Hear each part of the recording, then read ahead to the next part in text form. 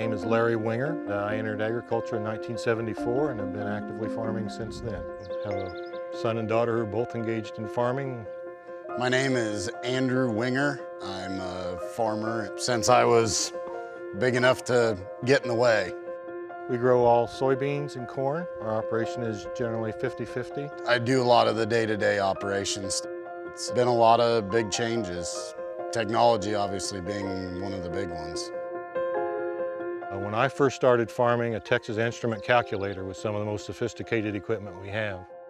Now we have equipment in our tractors and combines that allow us to not even have to steer it. It steers itself and gathers the data that we're performing and gives us information that we only dreamed about gathering. Collecting data, before it was always just farmers doing it all in their heads. They knew where the good spots were, they knew where the bad spots were, and now we actually put it on paper and use it.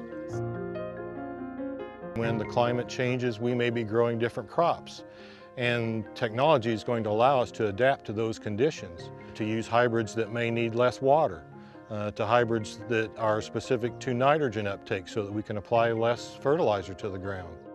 As the population increases, margins become much thinner to get as much as you possibly can out of an acre that you plant.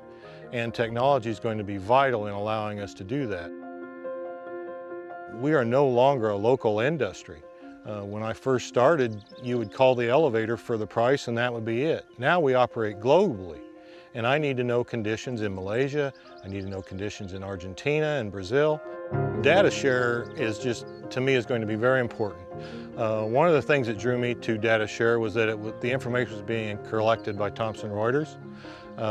Unbiased, accurate reporting is something that farmers definitely need. A lot of the information that we are asked for, we never know the source of where the information is coming from or how the information will be used.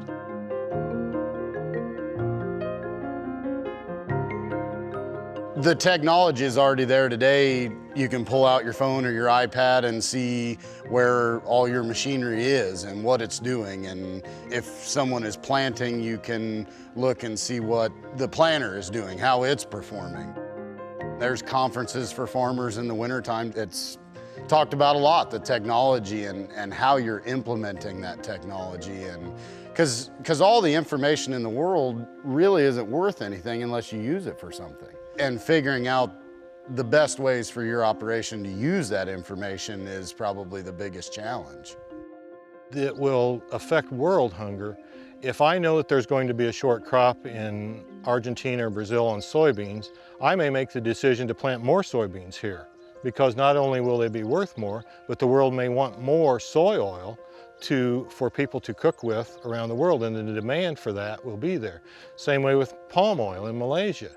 The El Nino that we're predicted to have normally has a drought effect in Australia and Malaysia.